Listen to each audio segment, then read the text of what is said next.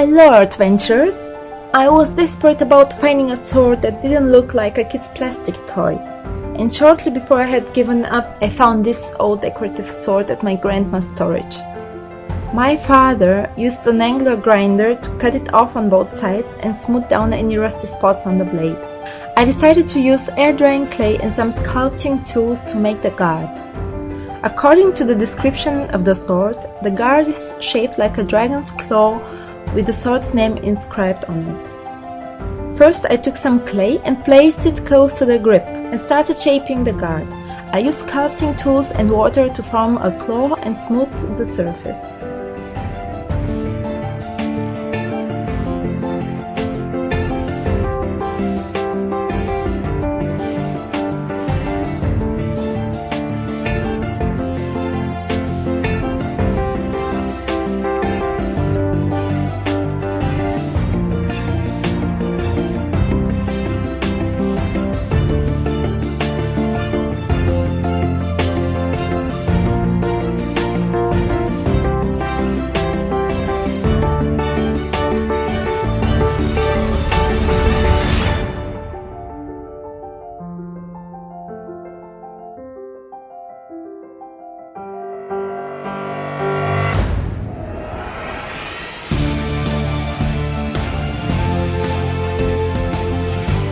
I tried to get a shape that's proportional to the length and the width of the blade.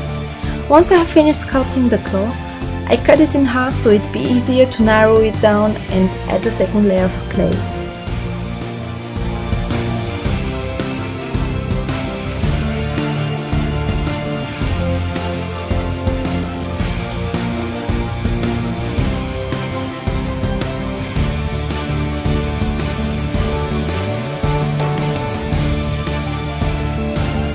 Then I place them back at the grip and smoothed any rough edges.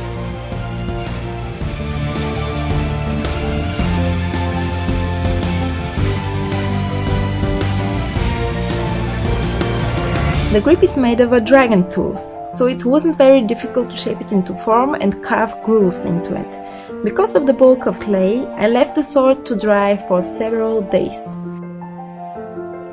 Once the clay was dry, I used rough sandpaper to smooth it down. The best way to color the grip is to use acrylic paint.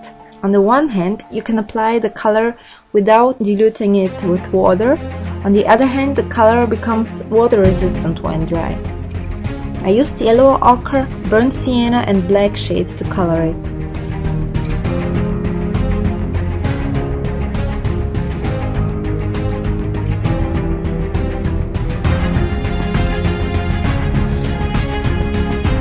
Before spraying the guard, I took some masking tape and wrapped it around the grip and the blade to protect them from the paint. And that's it! I know that my sword doesn't look perfect, but it has cloven many orcs.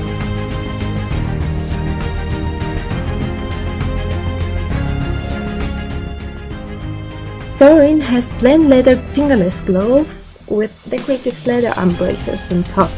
The bracers can be made with anything from cardboard to craft foam to leather. I found some old leather clothing at home which I wanted to use for the purpose. Online I found a template for the bracers. I'll post a link to it in the description box below.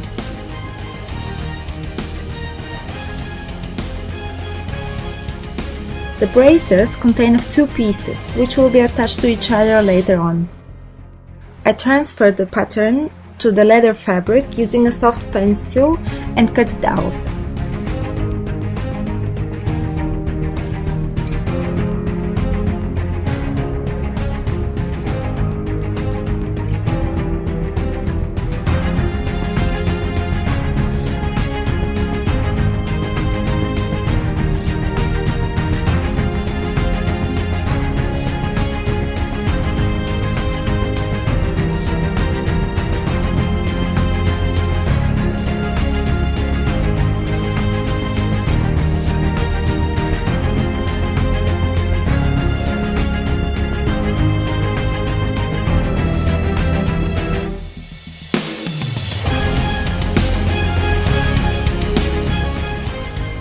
you can sew the leather pieces together to an arm bracer, which would be the best way of course, but as I was running out of time, I used a hot glue gun.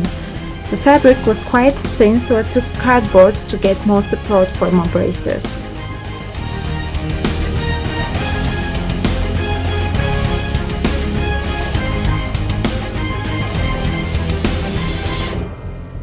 While you add the decorative design, look that all edges are glued down. Repeat the same procedure for the second part of the bracers.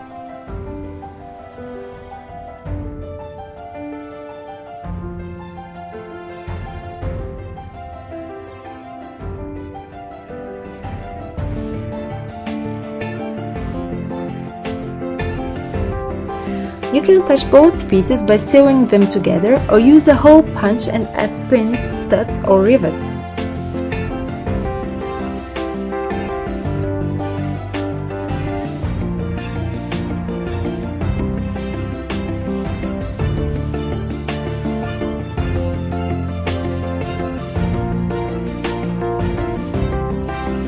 The best and easiest way to fasten and remove an arm bracer is to use leather stripes and belt buckles for closure. But I pinched holes in the bracers and laced them up with a leather band.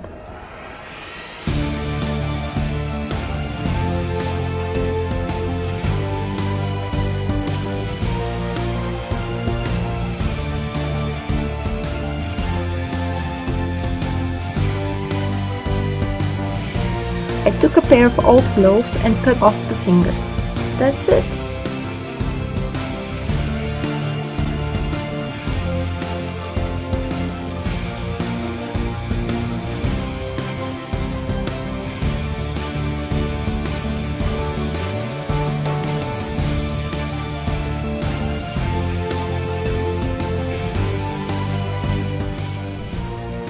Now, as about the costume.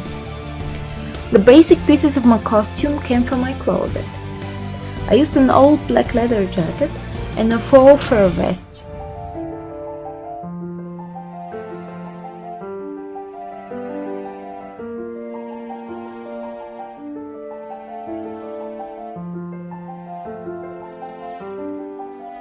For the bottom, I had a pair of black suit pants and some leg warmers.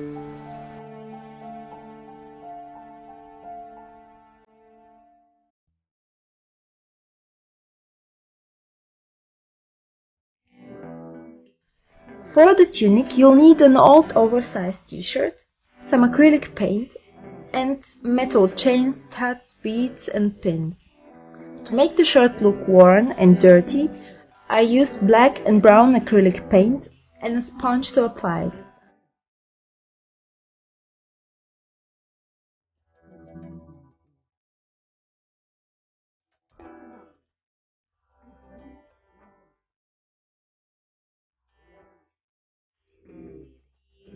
Once the paint is dry, you can attach any ornaments like chains, studs, pins, etc. by sewing them to the fabric or gluing them down.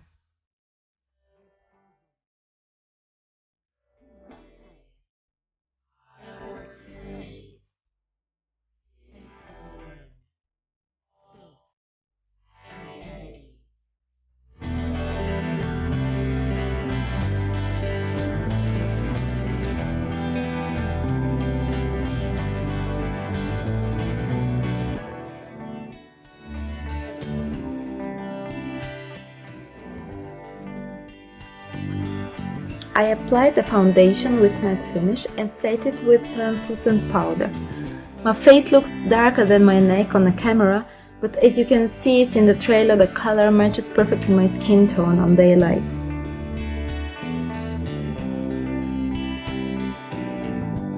I did some contouring to achieve stronger features for the look.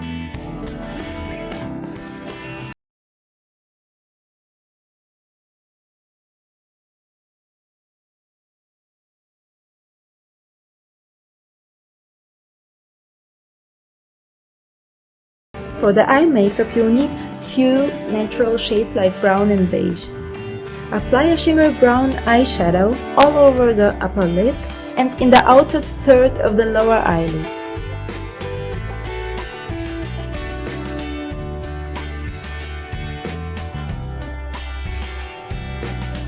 Take a shimmery beige golden pigment or eyeshadow and apply it in the center of your lid. Blend it gently into the brown.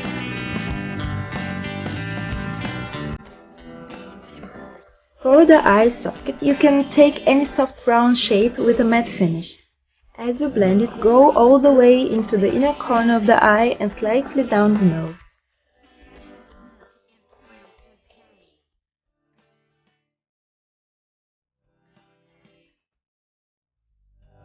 For a highlight on the brow bone, take a matte beige eyeshadow to blend any harsh lines.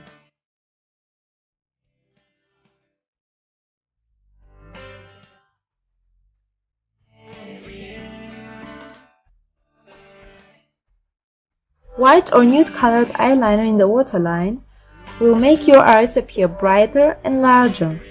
I decided to make stronger eyebrows and set them with eyebrow gel.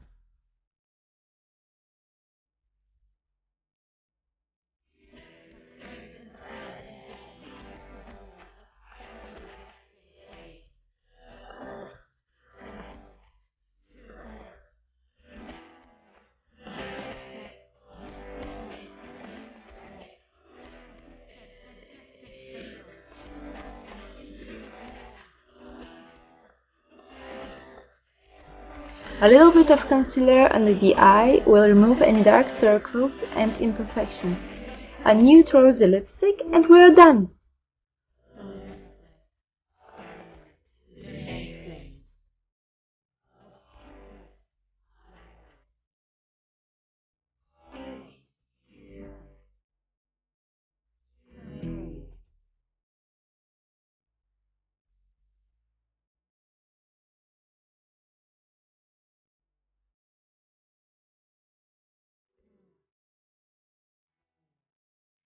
It's interesting that hairdressers need hours and hours of hard work to give Richard Armitage a full and kind of to wake up in the morning and I actually see Thorin in my mirror. Well, maybe without the crazy beard. For the filming of the trailer, I clipped in my hair extensions and waved my hair, but for this tutorial I'll use my natural Thorin waves. I sectioned my hair at the crown and took a strand of hair right above my ear and braided it.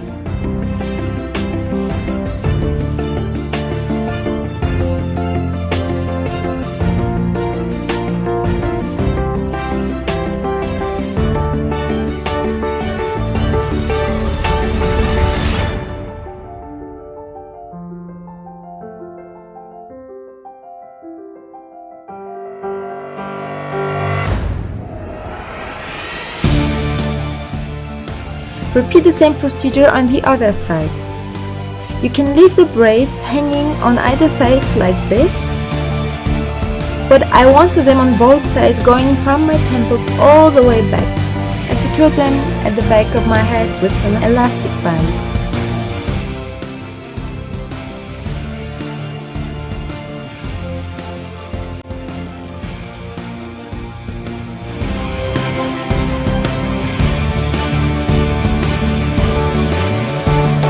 Then I sectioned 2 more pieces of hair from behind my ears and braided each of them.